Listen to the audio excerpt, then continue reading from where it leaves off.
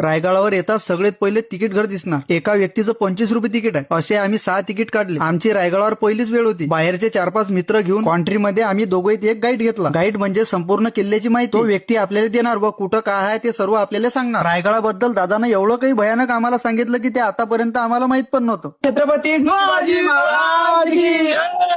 शिवाजी महाराजांचं नाव घेऊन आम्ही रायगड पाहायला सुरुवात केली. शिवाजी महाराजांना 8 राण्या होत्या. हा जो तुम्हाला हॉल दिसत आहे असे एका लाईननं 6 हॉल होते. त्या 8 राण्यांमधल्या 6 राण्या रायगडावर राहत होत्या. प्रत्येक हॉलच्या मागे पुरातन काळातले टॉयलेट होते. सांगा व 400 वर्षापूर्वीचे टॉयलेट होते. पण आता आपल्यातलेच काही लोक काय म्हणतात की टॉयलेटचा शोध इंग्रजांनी लावला. तेले माये एकच म्हणणं आहे की तुम्ही एक वेळ रायगडावर या. अजून अशा काही गोष्टी आहेत की त्या 400 वर्षापूर्वी पण होत्या. हॉलच्या बाहेर येताच तुम्हाला हे 8 एका लाईननं वाडे दिसतील. हे वाडे म्हणजे शिवाजी महाराजांचे जे 8 मंत्री होते त्या 8 मंत्रीचे हे मंत्रालय आहेत. आणि त्याच्याच बाजूने हे धान्याचे टाके आहेत. आणि त्याच्याच बाजूने हा जो तुम्हाला लंबा वटा दिसते हे महाराजांच्या राण्यांची बसण्याची जागा आहे. तिथून थोडं समोर आल्यावर हा पालखी दरवाजा आहे. पालखी दरवाजाच्या जेवण्या बाजूने छत्रपती शिवाजी महाराजांचा मोठा राजवाडा आहे. आणि त्या राजवाड्यामध्ये बेडरूम, किचन आणि आताच्या काळातल्या ज्या आपल्या फायबरच्या लोखंडीच्या कोट्या तसेच त्या काळातले हे दगडाचे पाण्याचे टाके होते. टाक्याच्याच बाजूने महाराजांचं आंघोळीचं बाथरूम होतं. आता याच्या पुढे अजून काही भयानक आहे ते आपण पुढच्या व्हिडिओमध्ये पाहू. तदलोक तुम्ही घ्याणारे बा फॉलो करून मी बी सांगू कावलो तुम्हाला.